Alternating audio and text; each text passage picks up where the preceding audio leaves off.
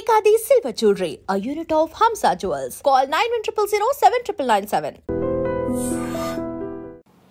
నమస్తే మేడం. నమస్తే అమ్మా. మేడం, ఇప్పుడు చూస్తే చాలామంది యంగ్ పీపుల్ పెళ్ళి అంటే భయపడుతున్నారు. యువతలో పెళ్ళి అనే భయం అసలు ఎందుకు వస్తుంది? పెళ్లి చేసుకోవడం వల్ల ఏమన్నా వాళ్ళకి ఫ్యూచర్లో ప్రాబ్లమ్స్, అంటే కొన్ని పరిస్థితుల్లో ఏంటంటే చాలా మందిని చూస్తూ ఉంటారు, పెళ్లి చేసుకొని వైఫ్ అండ్ హస్బెండ్స్ గొడవ పడడం, లేకపోతే ఇంకా కొంచెం ముందుకెళ్ళి సూసైడ్స్ చేసుకోవడం, డైవర్స్ తీసుకోవడం, ఇలాంటివన్నీ కూడా చూస్తూ ఉంటారు కదా. ఇలాంటివి చూసి వాళ్ళకి పెళ్ళంటే భయం ఏర్పడిందా? అసలు ఎందుకు పెళ్ళంటే భయపడుతున్నారు? ఎందుకు పెళ్ళి ఎప్పుడు అంటే ఎందుకు మేము సుఖంగా ఉండడం మీకు ఇష్టం లేదా అని చెప్పేసి డైరెక్ట్ గా అడుగుతున్నారు. అంటే అది మనకి కామెడీగా ఉన్నా కానీ వాళ్ళ ఇన్నర్ వాయిస్ అదే, మనసులో లేకుండా అలా రాదు కదా. అదే అంటే ఎందుకు మ్యామ్? ఎందుకు అంటే ఇప్పుడు ఇదివరకు పూర్వకాలం, ఇప్పుడు జనరల్గా ఏంటంటే పెళ్ళి అంటే ఇక్కడ రెండు, ఒకటి ఫ్యామిలీ అనేది ఒక సెక్యూరిటీ, ఇది నా ఫ్యామిలీ అన్నప్పుడు ఒక సెక్యూరిటీ ఉంటుంది. బయట వాళ్ళు ఏమిటంటే ఎంతైనా ఫ్రెండ్స్ కానీ తెలిసిన వాళ్ళు కానీ ఎప్పుడు ఉంటారు ఎప్పుడు వెళ్తారు అనేది తెలియదు. కానీ ఫ్యామిలీ అనేసరికి కష్ట సుఖాల్లో తోడుంటుంది కాబట్టి ఒక ఫ్యామిలీ ఏర్పరచుకోవడానికి పెళ్ళి అనేది ఒక మార్గం. అలాగే ఏంటంటే జనరల్గా ఒక మేల్ ఫీమేల్ ఆడ మొగకి ఒకళ్ళకొకళ్ళ తోడు ఫిజికల్గా అనుకోండి, అది ఒక అట్రాక్షన్ ప్లస్ వంశం నడవడానికి కూడా అదొక మార్గం. కాబట్టి ఈ కాన్సెప్ట్స్తో ఇదివరకు పెళ్ళిళ్ళు జరిగేవి. ప్లస్ ఇదివరకు ఏంటంటే ఆ రెండు జెండర్స్కి పెద్ద ఇంటరాక్షన్ అనేది ఉండేది కాదు.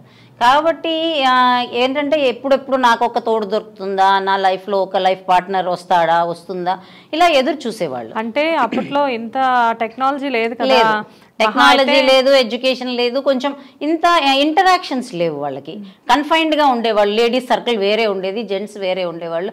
కాబట్టి పెళ్ళి అనగానే ఒక హోప్ ఉండేది, ఒక ఇంట్రెస్ట్ ఉండేది. ఎప్పుడు నా లైఫ్ సెటిల్ అవుతుందా, ఎప్పుడు నాకు ఒక హస్బెండ్ వస్తాడా లేకపోతే వైఫ్ దొరుకుతుందా, ఇలా ఉండేదన్నమాట. సో పెద్దవాళ్ళు కూడా కాస్త మంచి చెడు అన్నీ చూసి సెట్ చేసి పెళ్లి చేసేవాళ్ళు.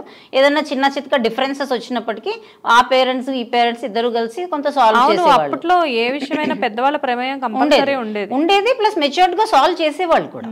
ఇప్పుడు అంత డిమాండింగ్ గా ఉండేవాళ్ళు కూడా కారు ఆ రోజుల్లో. అయితే అందుకని అది కొంచెం ఒక నీట్ గా స్మూత్ గా వెళ్ళిపోయింది. అంటే అప్పుడు పెద్దవాళ్ళు కూడా కొంచెం ఫ్రెండ్లీ నేచర్ తో, ఫ్రెండ్లీ నేచర్ లేదు. ఫ్రెండ్లీ నేచర్ అంటే ఆ రోజుల్లో కూడా పెద్దగా ఇప్పుడు నాన్నగారండి అనే రోజులు ఉండేవి, రెస్పెక్ట్ ఉండేది, కానీ పెద్దరికం ఉండేది. కానీ పెద్దరికం ఉన్నప్పటికీ కూడా ఇప్పుడు నాకు ఇంతే కట్నం కావాలి, లేదంటే నా కోడలు ఇంతే తీసుకురావాలి అంటే ఉండేవాళ్ళేమో, కొంతమంది లేరు. మనం సినిమాలో సూర్యకాంతం క్యారెక్టర్ చూసినట్టు ఉండేవాళ్ళు. కానీ ఎంత ఉన్నప్పటికీ అంత మితిమీరిన డిమాండ్ అన్ని చోట్ల లేవు. కొన్ని చోట్ల ఉండొచ్చు కానీ మితిమీరి లేవు. ఎందుకంటే అంత ఎక్స్పెక్టేషన్స్ లేవు. ఏమి ఇవ్వాలి చెప్పండి? ఆ కాలం కట్నం అంటే సైకిల్ దొక్కేవాళ్ళు, ఓ సైకిల్ ఇస్తే చాలు, లేదంటే ఏదో ఆఖరికి టీవీలు అవి కూడా ఉండేవి, అవి చిన్నవి, ఒక 4 గిన్నెలు ఇచ్చామా లేకపోతే ఏదో ఒక పిల్లని పంపించామా అన్నట్టు ఉండేది తప్ప. ఇప్పుడు ఏంటంటే వెరైటీ ఆఫ్ ప్రోడక్ట్స్ పెరిగిపోయాయి. సో కారు ఉందా, బైక్ ఉండాలి, లేదా కార్ కావాలి, లేదంటే ఇంకేదో కావాలి, అపార్ట్మెంట్ కావాలి, లేదంటే ఇండిపెండెంట్ హౌస్ కావాలి, ప్లాట్ కావాలి, ఇలా ఏవో డిమాండ్స్ పెరిగిపోయినాయి. డిమాండ్స్ ఎప్పుడైతే పెరుగుతాయో, డిమాండ్స్ ఫుల్ఫిల్ కానప్పుడు హెరాస్మెంట్ పెరుగుతుంది. సో ఈ డొమెస్టిక్ వైలెన్స్ కానీ, ఈ డౌరీ హెరాస్మెంట్స్ కానీ అవి అలా గ్రాడ్యువల్ గా పెరుగుతూ. చెప్పేది హెరాస్మెంట్స్ అంటే హస్బెండ్ దగ్గర నుంచి వైఫ్ కా, లేకపోతే ఇన్లాస్ దగ్గర నుంచి? ఎప్పుడూ కూడా మీరు ఏ డౌరీ డెత్ హెరాస్మెంట్ కేసు చూసినా 90% ఒక అబ్బాయి ఒక్కడే అమ్మాయిని హెరాస్ చేసింది మీకు కనిపించదండి. అవును, ఫ్యామిలీ ఇన్వాల్వ్మెంట్ ఉంటుంది. ఎందుకు అంటే మేల్ మెచ్యూరిటీ లెవెల్స్ స్లోగా పెరుగుతాయి.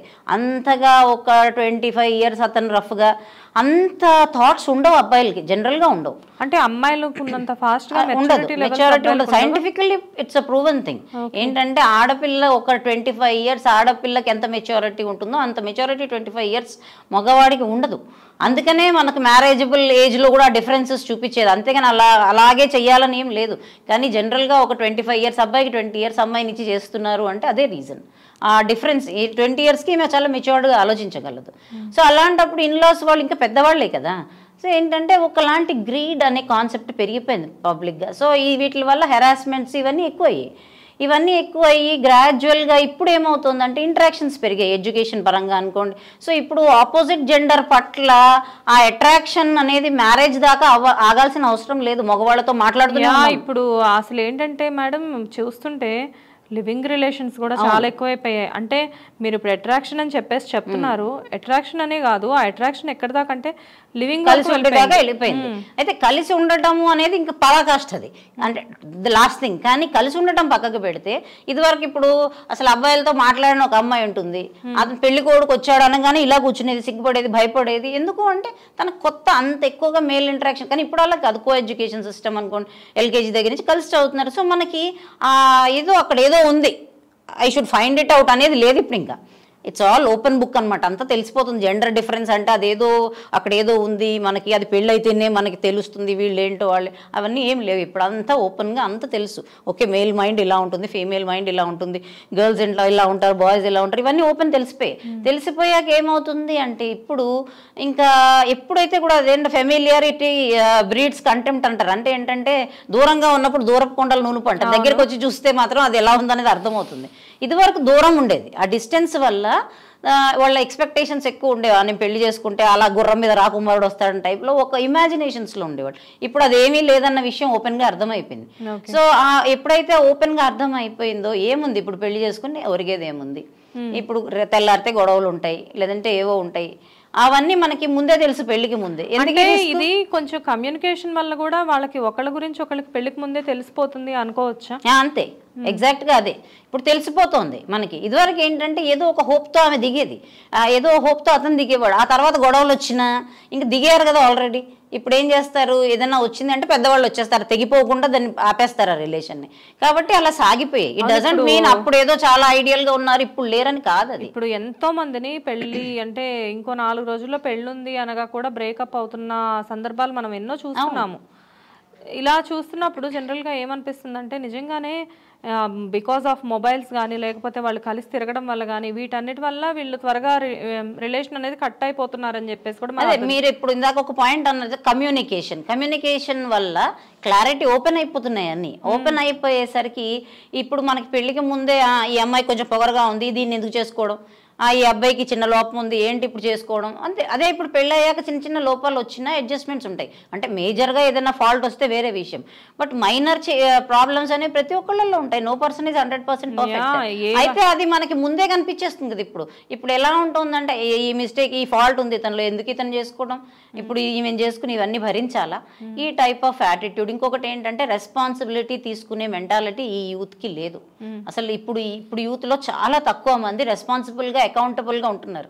అదంతా ఏంటంటే ఈ రోజు సంపాదించామా, ఈ రోజు ఎంజాయ్ చేసేసామా, అయిపోయింది. ఇలాంటి తాత్కాలికమైన ఎంజాయ్మెంట్స్ కి అలవాటు పడిపోయి ఈ లివింగ్ రిలేషన్స్ లో కూడా అందుకే వెళ్తున్నారు. అంటే ఈ హెడ్ ఏక్స్ అన్ని ఎవరు పడతారు అని చెప్పేసి వాళ్ళు అలా ప్లాన్ చేస్తున్నారు. ఇప్పుడు మనము మన పేరెంట్స్ స్టేజ్ వరకు కొంతవరకు ఒక ఆదర్శంతో ఉండడం చూసాం.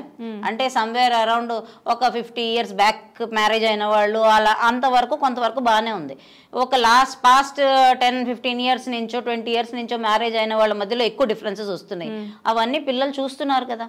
అవన్నీ చూస్తున్నప్పుడు అంటే వాళ్ళ పిల్లలు కావచ్చు, లేదా కజిన్స్, మన బాబాయ్కి ఇలా అయింది, లేకపోతే ఇంకొకరికి ఇలా అయింది, ఇవన్నీ చూస్తున్నారు ఫ్యామిలీస్ లో, లేదంటే నియర్ అండ్ డియర్ ఎవరైనా ఫ్రెండ్స్ కానీ వాళ్ళు చూస్తున్నాం. మనం చూస్తుంటే ఇంత రిస్క్ ఉందా పెళ్లిలో, ఇదంతా ఎందుకు, ఈ టైప్ ఆఫ్ థాట్స్, ఈ టైప్ ఆఫ్ యాటిట్యూడ్స్ ఇప్పుడు ఎక్కువ. ఎందుకంటే గొడవలు పెరుగుతూ వస్తున్నాయి గ్రాడ్యువల్గా. లాస్ట్ 20 years 50 years బ్యాక్ ఉన్నట్టుగా 20 years బ్యాక్ లేదు, 20 years బ్యాక్ ఉన్నట్టుగా ఇప్పుడు లేదు. సో అది తెలిసిపోతుంది. ఆ తెలిసిపోవడంతో ఏంటంటే live in relationship is convenient కదా. అందులో ఒక 20 years back live in relationship అనేది ఒకటి ఉందని చాలా మంది తెలియదు. ఉంటే అప్పుడే ఆప్ చేసేవాళ్ళేమో. అప్పుడు ఉందా మ్యామ్? అంటే ఏమో ఉండొచ్చు, అబ్రాడ్ నుంచి వచ్చిన కల్చర్ కాబట్టి అక్కడ ఉండొచ్చు. కానీ ఇప్పుడే ఓపెన్ గా తెలిసిపోతుంది కదా. మనం కూడా వెస్టర్నైజ్ అయ్యాం చాలా. దానివల్ల ఏమైందంటే ఇలా కూడా ఉండొచ్చు. ఇప్పుడు చాలా టర్మ్స్, ఇప్పుడు మనం డేటింగ్ అంటున్నాము, లివ్ ఇన్ రిలేషన్స్ అంటున్నాము, ఇవన్నీ మనకి ఒక 25 years బ్యాక్ మనకు తెలుసా? తెలీదు. అంటే కొంతమందికి తెలిసి ఉండొచ్చు కానీ చాలా మందికి తెలియదు. ఇప్పుడు ఏంటంటే కామన్ అయిపోయింది. అంటే అప్పుడు ఎక్కడో ఎవరో ఒకళ్ళు చేస్తున్నారు అంటే తెలిసి అలా ఉంటున్నారంట అనుకునేవాళ్ళు. అప్పుడు ఆశ్చర్యంగా చూసేవాళ్ళు, వాళ్ళని పిన్ పాయింట్ చేసేవాళ్ళు. ఒక పక్క మనసులో ఉంటుంది మనం కూడా అలా ఉంటే బాగుంటుందని, కానీ అలా చేయలేరు కాబట్టి తిట్టేవాళ్ళు. ఇప్పుడు ఇంకో 10 మంది అలా చేయడం చూసేసి 11వ వాళ్ళు రెడీ అవుతున్నారు. అలా పెరిగిపోయింది అంతే. ఇప్పుడు దానికి ఏం చేయలేమండి. ఎప్పుడు కూడా మనము ఇలా వద్దు, ఈ టైప్ ఆఫ్ యాటిట్యూడ్ వద్దంటే కుదరదు. అది ట్రెండ్ మారుతున్నప్పుడు కొన్ని వస్తాయి, తర్వాత మనం ఎలా అయితే పెరుగుట విరుగుట కొరకే అంటామో పెరిగి పెరిగి ఒకరోజు మళ్ళీ అది తగ్గిపోతుంది అంతే. అంతకంటే ఇలాంటివి కూడా కొన్నాళ్ళకి తగ్గిపోయే ఛాన్స్, ఏదైనా తగ్గుతుంది, ఏది అయినా సరే మొహం మొత్తుతుంది మనిషికి. Thank you ma'am. ఓకే అమ్మా.